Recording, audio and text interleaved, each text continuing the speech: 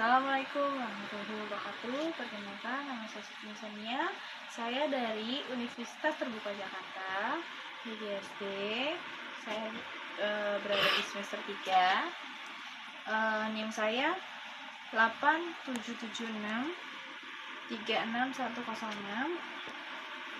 Saya di sini akan menjalankan tugas Pancasila tugas 1 yang bertema pembelajaran dan sejarah Pancasila bagi generasi muda.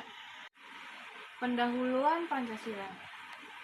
Memahami Pancasila dalam konteks sejarah perjuangan kemerdekaan Indonesia. Pancasila adalah negara mengandung nilai leluhur yang tinggi bagi bahasa Indonesia, diciptakan dalam konteks perjuangan kemerdekaan Pancasila yang berfungsi sebagai identitas dan persatuan. Dalam presentasi ini, kita akan mengeksplorasi perjalanan perkembangan Pancasila dari masa ke masa, mulai awal kemerdekaan sampai era reformasi. Pentingnya Pancasila menyatukan dalam keberagaman identitas nasional. Pancasila merupakan fondasi berharga bagi bangsa Indonesia yang mencerminkan nilai-nilai menyatukan dalam keberagaman. Sebagai dasar negara, Pancasila tidak hanya mengatur tata pemerintahan, tetapi juga menjadi identitas yang mempersatukan bangsa dalam perjalanan sejarah yang panjang. Hal ini penting untuk menjaga persatuan dan kesatuan di tengah perbedaan.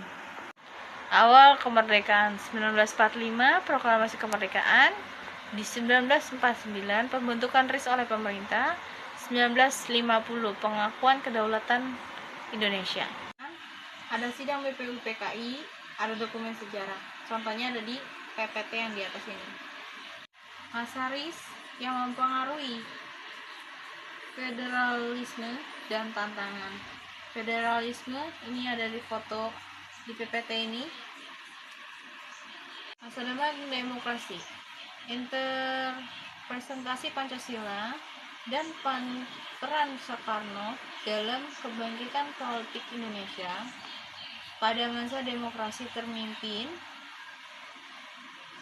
Pancasila diinterpretasikan sebagai alat legislasi politik yang kuat oleh Soekarno.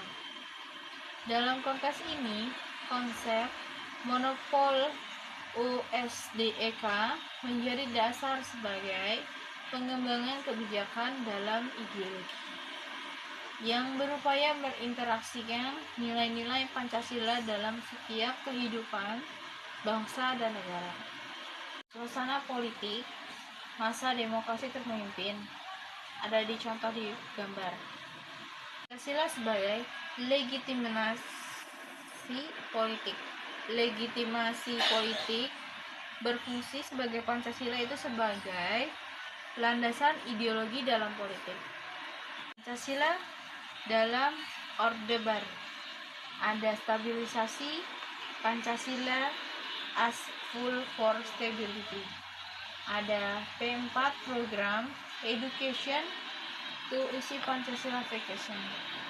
Ada economic growth, Commission National Economy Development. Terus ada politik unity, mobilis for national solidaritas.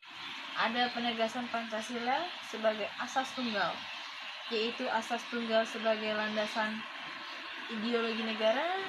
Ada yang program 4 pedoman penghayatan pengalaman Pancasila.